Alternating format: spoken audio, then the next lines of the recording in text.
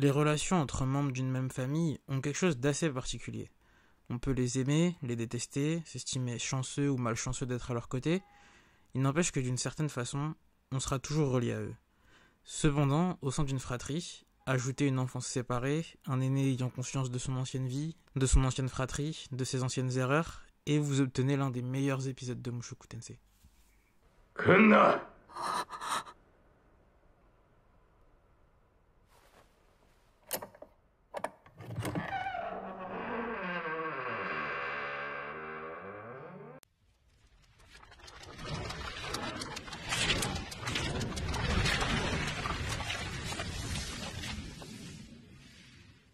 Salut, c'est Fat Black, et aujourd'hui review de l'épisode 17 de la seconde saison de Mushoku Tensei. Comme vous avez pu le remarquer, il n'y a pas eu de review des épisodes 10, 11, 12, 13, 14, 15 et 16 de cette seconde saison, et il n'y en aura pas, pour la simple et bonne raison que j'avais pas forcément envie d'en faire. En tant que viewer, j'ai apprécié ces épisodes, mais en tant que reviewer, on va dire, je m'estimais pas apte à faire des reviews dessus.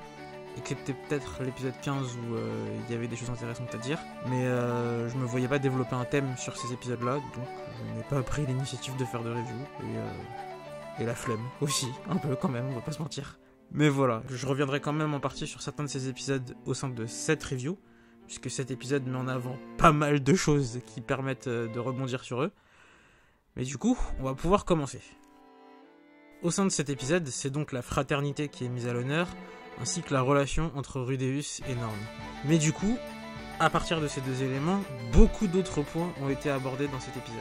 Tout d'abord, le premier point qui a été mis en avant dans cet épisode, c'est l'isolement social que Norn s'inflige entre guillemets à elle-même, dans le sens où depuis la fin du précédent épisode, elle avait décidé de ne plus aller en cours et de rester prostrée chez elle. J'avoue que c'est un point que j'avais pas forcément très bien compris à la fin du dernier épisode. Je pensais juste qu'elle était en colère et qu'elle restait à un instant T, mais visiblement c'est quelque chose qui devenait plus profond et qui perdurait un peu plus dans le temps, de ce que j'ai pu comprendre dans le début de cet épisode. Et du coup, on assiste à un Rudeus assez impuissant qui cherche à comprendre pourquoi sa sœur est prostrée, pourquoi sa sœur décide de rentrer dans les mêmes habitudes que lui dans sa vie antérieure. Donc, c'est également l'occasion de voir Rudeus repenser à sa vie précédente, de voir les regrets qu'il a encore quant à cette vie-là, de voir également un autre point assez important, c'est la similitude qu'il y a entre son personnage et celui de Norn, pour des raisons différentes, mais du coup ça fait forcément écho à l'isolement social qu'il a vécu à la même période de sa vie, puisqu'il a commencé son isolement au collège ou au lycée, quelque chose comme ça. C'est également le cas pour sa sœur, et du coup, dans la mesure où il a eu un grand frère qui a tenté de l'aider et qui n'a pas réussi, il se demande comment lui, en tant que grand frère, pourrait réussir là où son propre grand frère a échoué. Du coup, ce qui était le point qui personnellement m'a le plus touché, je dirais, dans cet épisode, c'est Noru.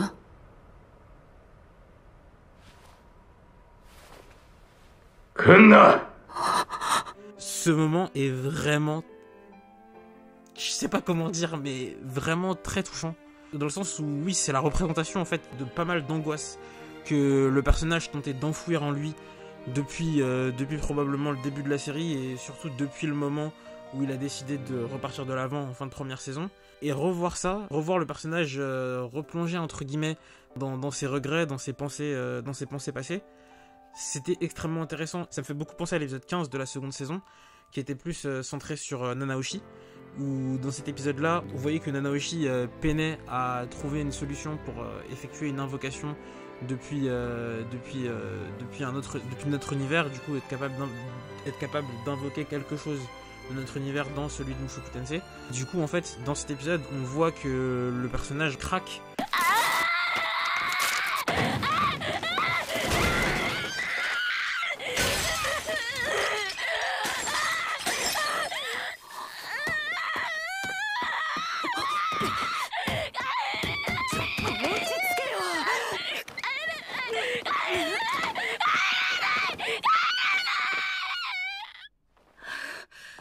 Puisqu'elle avait déjà commencé à s'isoler, mais acceptait quand même qu'on vienne la voir. Mais à l'issue de cet épisode, le personnage pétait complètement les plombs, devenait fou, était trop frustré par son incapacité à accomplir sa tâche. Et on voit que cet isolement, ce craquage de la part du personnage, commençait à réellement faire peur à Rudeus. 師匠の方こそ大丈夫ですか？なんでだ？今のサイレント殿のような顔色をしております。 Et le renvoyait probablement à son propre isolement, à ses propres moments de craquage, ses propres moments où il a dû s'énerver au sein de sa chambre en regrettant énormément de choses qu'il ne pouvait pas ou réussissait pas à faire. Le simple fait de sortir de sa chambre, de discuter avec autrui, de retrouver une vie normale en fait. 少しな昔の辛いことを思い出したんだ。聞いてもよろしいですか？俺もああやって無気力になって閉じこもったことがあっただけさ。世には分からん感覚ですな。でも俺は分かる。少し境遇が違えばああなっていたのは俺だったかもしれない。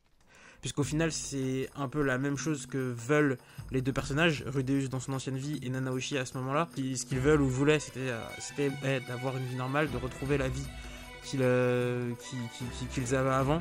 Et du coup, je pense que ça a profondément touché le personnage de Rudeus de voir Nanaoshi dans cet état-là. Même après que le personnage ait réussi à faire surface et à reverser la vapeur grâce à l'aide de Rudeus et les autres. Je pense que malgré tout, c'est quelque chose qui est resté dans un coin de sa tête et qui a continué de le marquer. Et dans cet épisode, du coup, dans l'épisode suivant plutôt, le fait d'avoir retrouvé... Enfin, non, au sein même de cet épisode-là, l'épisode 15, à la toute fin, c'est à ce moment-là qu'il retrouve Norn et Aisha. Je pense qu'il est forcément encore touché par ça, bouleversé par ça. Et ce qui se passe dans cet épisode, du coup, continue d'appuyer sur cette petite douleur-là. Et je pense que c'est pour ça qu'il fait d'ailleurs mention à Nanaoshi en fin d'épisode. Enfin, c'est pour le coup quelque chose d'assez logique, la mention qu'il fait à Nanaoshi, c'est le fait d'envoyer une lettre à son frère dans notre monde pour lui faire part de regrets qu'il a vis-à-vis de lui. Mais oui, je pense que pour le coup, les derniers épisodes qui ont une tonalité plus légère, je pense, ont pas mal chamboulé Rudeus. 過去は変わらない。こじれてしまった家族との仲は戻らない。兄貴の真意も何もかもが闇の中だ。ただ長い間奥歯に挟まっていたものが取れたような気がした。 Même si il arrive à conserver une stabilité grâce à la présence de Sufi, qui l'aide énormément, j'en suis convaincu. Même maintenant, probablement la présence d'Aisha qui l'aide également à garder le moral. Mais oui, je pense que les derniers épisodes ont quand même pas mal marqué le personnage. Mais du coup, ce qui était assez intéressant, c'est le rapport qu'il a avec ses sœurs. Et là, pour le coup, c'est quelque chose qui est présent dans cet épisode-là, l'épisode 17, et également dans l'épisode 16. C'est que l'on voit en fait que ces trois personnages-là ont tendance à énormément être comparés les uns avec les autres. Dans le sens où, dans l'épisode 17, on voit que Norn est sans cesse comparée à Rudeus, sans cesse on lui dit qu'elle réussira à devenir aussi forte que son frère, qui est un génie, qui est incroyable, qui est merveilleux, et donc qu'il est respecté, voire admiré par énormément de personnes depuis son enfance même. C'est un discours qui revient assez régulièrement. Son père vantait les louanges de son frère. Rui, quand il était avec elle, parlait sur un ton plutôt élogieux de Rudeus, et c'est quelque chose que le personnage ne parvenait pas à comprendre. 勘弁してやってくれよ。私あの人嫌い。ルディもな、辛かったんだよ。父によく言われた言葉だ。当時幼かった私には理解できなかった。けど今なら少しわかる気がする。Dans la mesure où le premier contact qu'elle a eu avec Rudeus en étant consciente de son existence, on va dire, c'est lors des retrouvailles entre Rudeus et Paul. 初めて会った時、この人はお父さんを殴っていた。 Et à ce moment-là, de son point de vue à elle, ce qu'elle a vu, c'est quelqu'un qui frappait son père, qui était là pour la protéger. Compliqué d'apprécier quelqu'un avec un contexte pareil. 誰よりも私を大切にしてくれていたお父さんを。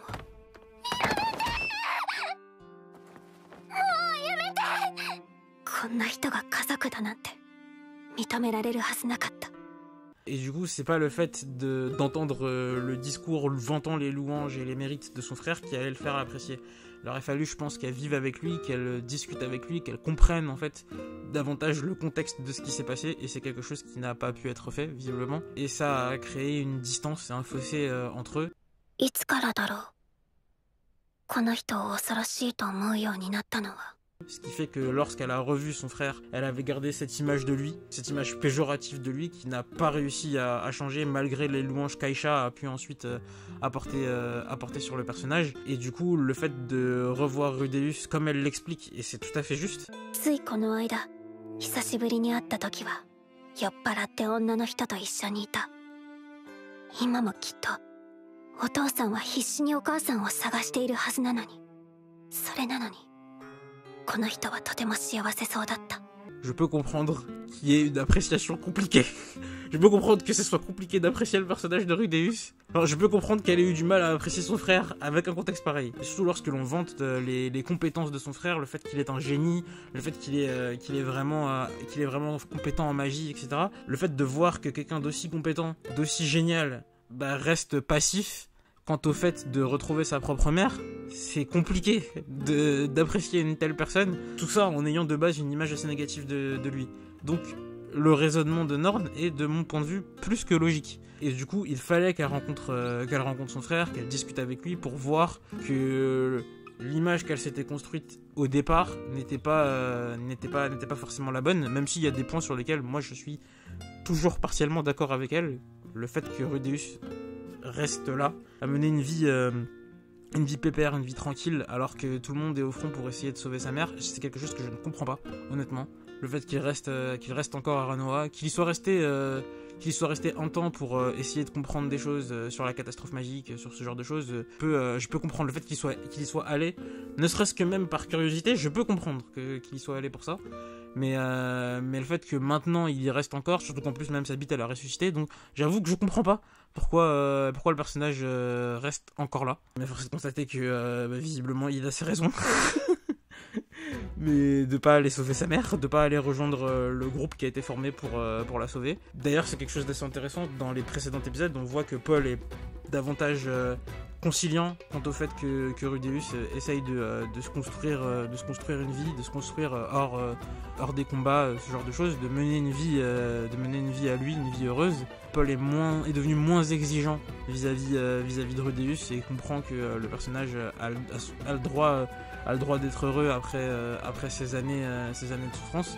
Mais j'avoue quand même que je ne comprends pas la réaction de Rudeus vis-à-vis de ce qu'il disait en fin de première saison, en début de seconde saison. Son objectif, c'était de trouver Zenith.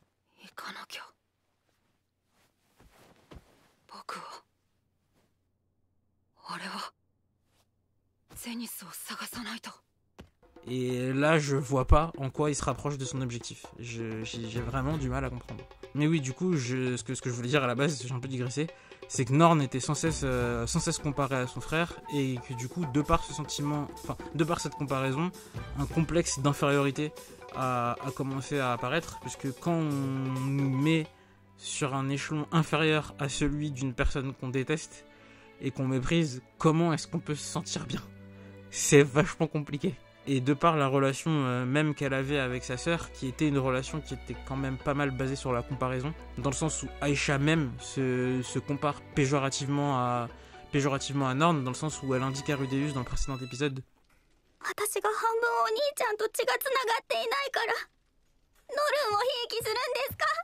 et en fait c'est une comparaison, elle met elle-même une comparaison entre elle et sa sœur, comparaison qui est faite par les membres de sa famille, puisque Rudeus demande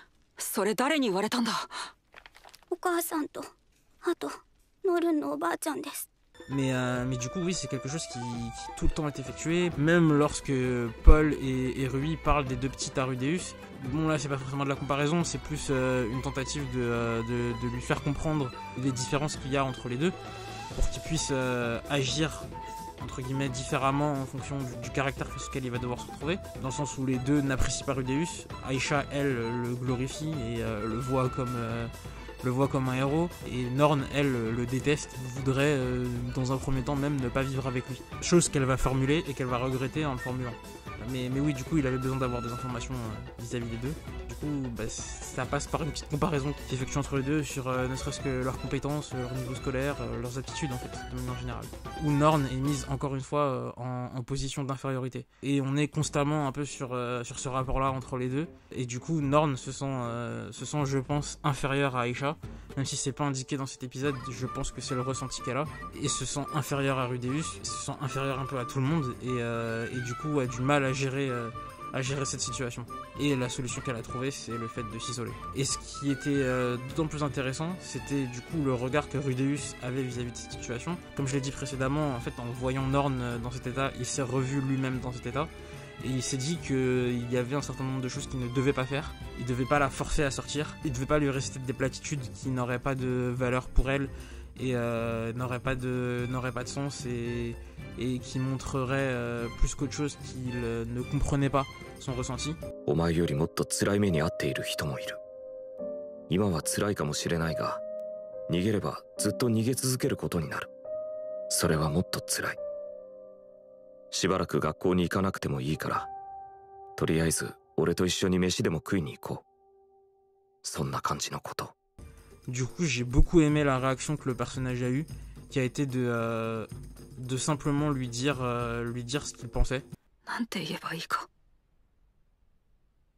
俺さ、お前のことよくわかんなくてさ、こんなことになってもどうすればいいのかわからないんだ。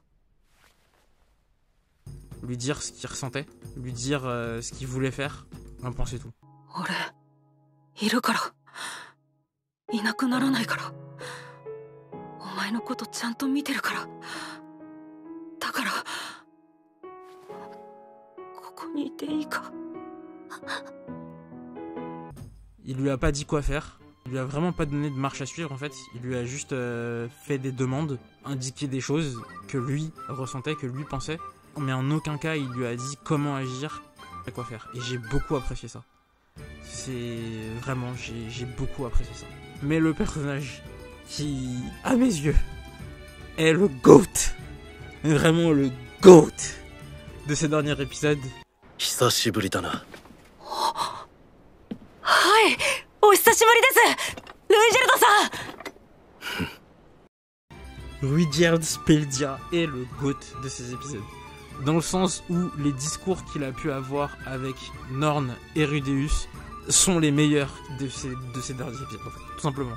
Lors des discussions qu'il a pu avoir avec eux, il leur a permis de remettre en question leur jugement sur une personne. Dans le cas de Norn, c'était de remettre en question le jugement qu'elle avait vis-à-vis de Rudeus, et dans le cas de Rudeus, c'était le jugement qu'il avait vis-à-vis d'Eris. Et la façon dont il s'y est pris, le fait de simplement leur dire de suspendre leur jugement, d'essayer de parler avec ces personnes, et du coup d'essayer de se mettre à leur place et de comprendre pourquoi elles faisaient ce qu'elles faisaient et pourquoi elles agissaient comme elles agissaient. それにエリスは決して言葉のうまい方ではなかった。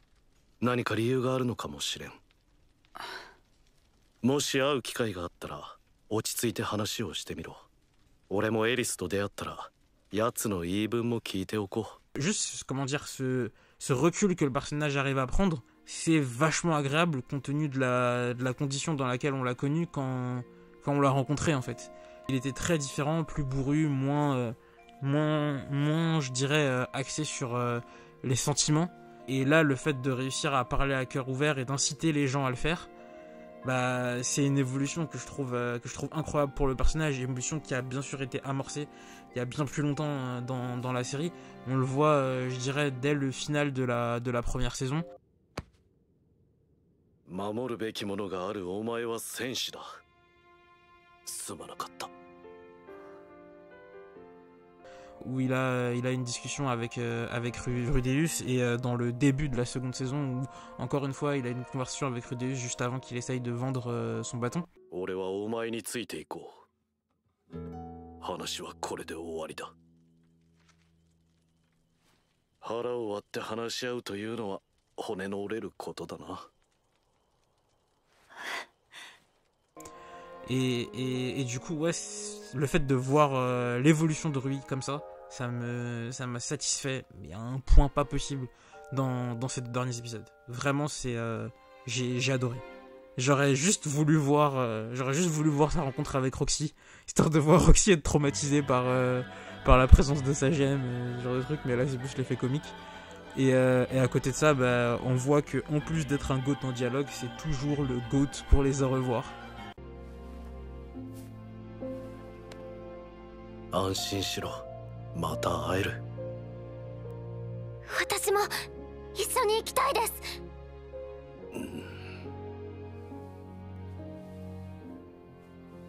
これからは俺ではなくルーデウスを頼れ。ではな、また会おう。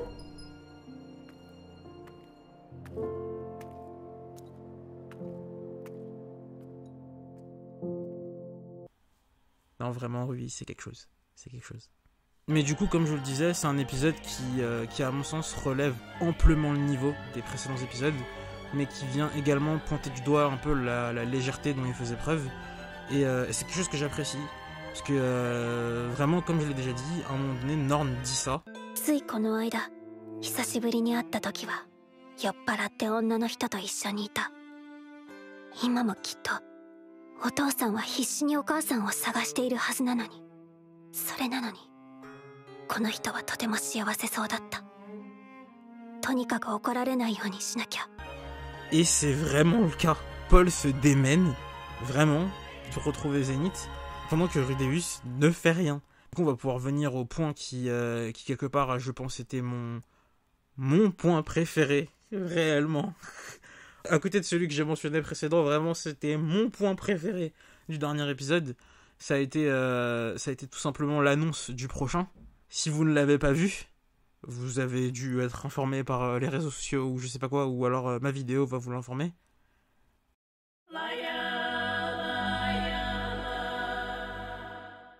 Le troisième tournant. Le troisième tournant!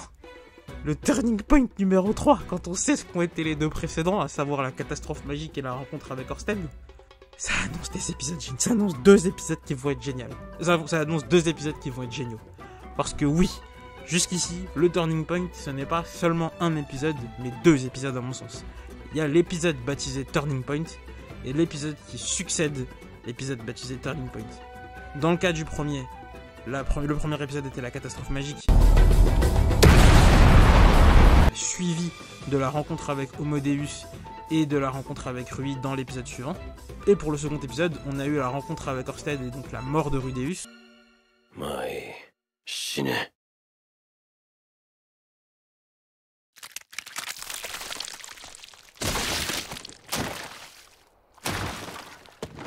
Suivi du retour de Rudeus à Fitoa, du départ de Rui,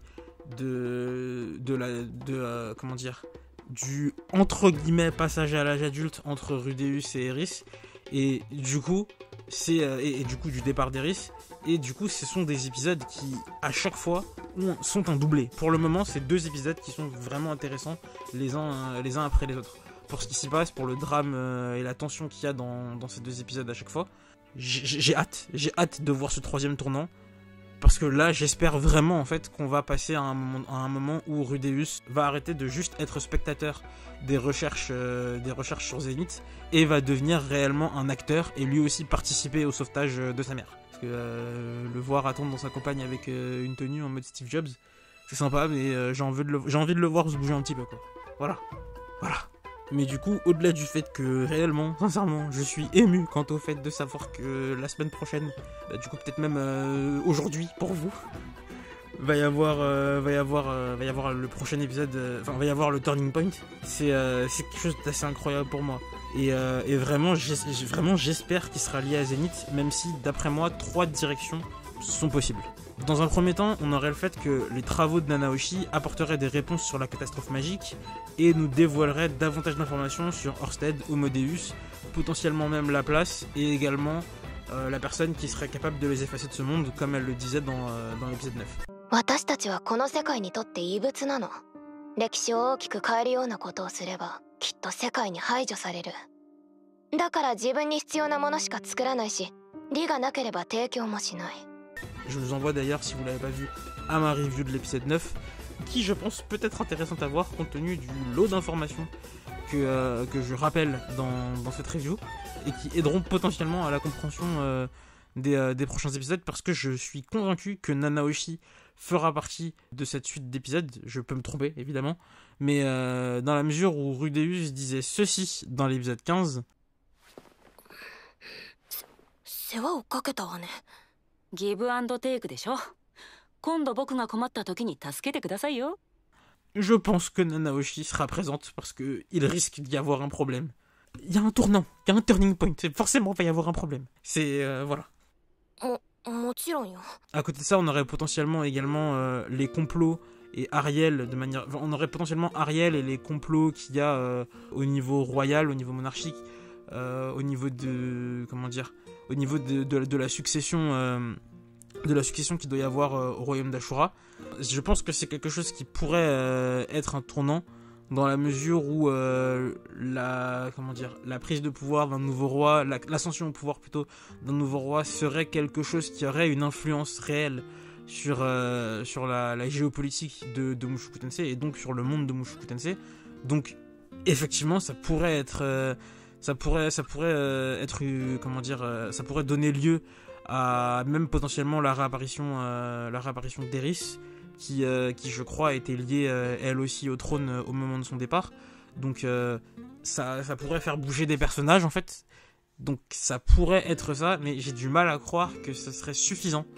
Et en fait j'ai du mal à concevoir même comment ça pourrait ruisseler, on va dire, sur beaucoup de membres du cast de Mushoku Tensei. Parce que un point commun également aux deux précédents, enfin, un point qui était en commun dans les deux précédents Turning Point, c'est qu'ils étaient liés à des informations qu'on voyait peu de temps avant.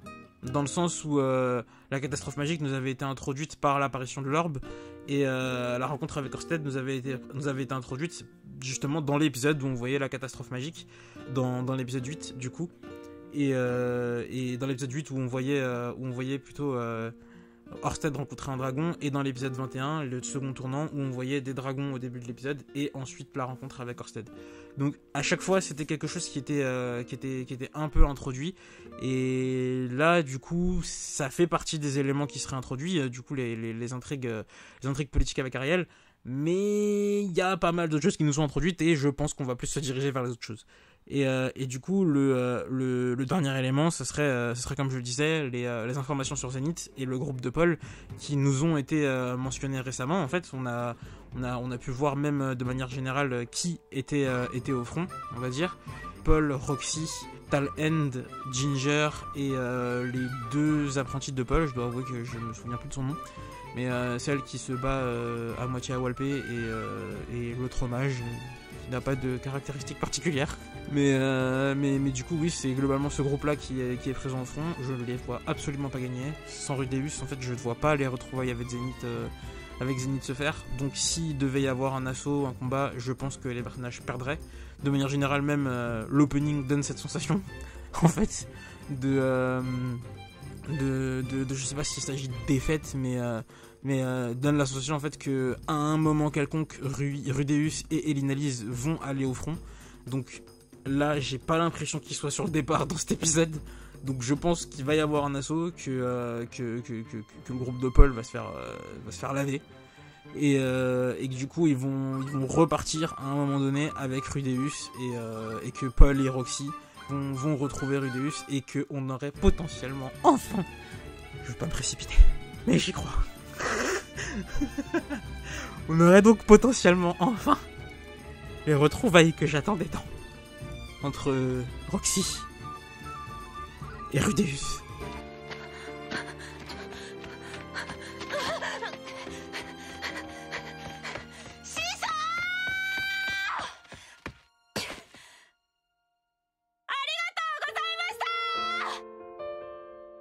Ce serait même plutôt cohérent, puisque du coup, on aurait l'échec dans le turning point. Mais en fait, si c'était un turning point, ça voudrait dire qu'il faudrait que cet échec apporte des informations sur l'univers de Mushoku Tensei. Donc, il faudrait que, potentiellement, deux choses se passent dans ce turning point. Qu'il y ait les avancées de Nanaoshi sur le lore de l'univers, et que, en même temps, le groupe de Paul se fasse laver. Parce que si Nanaoshi apporte des informations, là on a les infos capitales à l'avancée sur l'univers, comme il y a pu y en avoir sur la catastrophe magique qui a bouleversé l'univers de Mushoku Tensei, et sur la rencontre avec Orsted qui est la rencontre avec l'une des 7 puissances de l'univers de Mushoku Tensei. Donc là on aurait quelque chose d'aussi riche en informations, on va dire. Mais du coup, pour l'épisode suivant, on pourrait avoir justement le groupe de Paul qui, après s'être fait laver, retournait voir Rudeus, ou non, l'inverse serait bizarre. Je vois pas Rudeus aller les voir. Je les vois plus eux aller penser leurs blessures chez Rudeus. Donc ouais, on aurait ce groupe là qui reviendrait chez Rudeus, et on aurait les retrouvailles tant attendues entre Roxy et Rudeus. Donc ouais, je crois en ce scénario qui est pas très bien construit encore dans ma tête, mais je crois en ça. Voilà, ne me spoilez pas s'il vous plaît, parce que là j'avoue que Turning Point je peux pas me faire spoiler. J'aimerais vraiment le découvrir. et voilà. Ceci étant dit, likez si vous aimez, dislikez si vous aimez pas, abonnez-vous si vous voulez et partagez si vous le sentez, mais surtout commentez. Foncez voir Mushoku Tensei. Vraiment. Là, vous pouvez y aller, là. Les yeux fermés, les oreilles fermées, les poings fermés, tout ce que vous voulez, fermez-le, et voilà. C'est putain, c'est un truc de fou. Il y aura donc forcément une review sur le Turning Point, très probablement sur l'après Turning Point, mais ensuite, pour les épisodes qui suivront, comme je l'ai dit, ça dépendra de si je ressens le besoin de dire quelque chose ou pas sur l'épisode. Voilà. Ah oui, et également, vu que j'ai pas fait de review depuis un certain moment, je peux vous recommander de foncer vers la 3ème saison de Konosuba si vous ne l'avez pas regardé, parce que c'est génial. C'est toujours aussi marrant, putain. Et au niveau des recommandations, sinon il y a Remonster qui est plutôt sympa, si vous avez rien à regarder. Et je regarde quelques autres séries, mais ça peut être des isekai, donc on va passer outre la recommandation. Voilà. Ceci étant dit, salut les gens.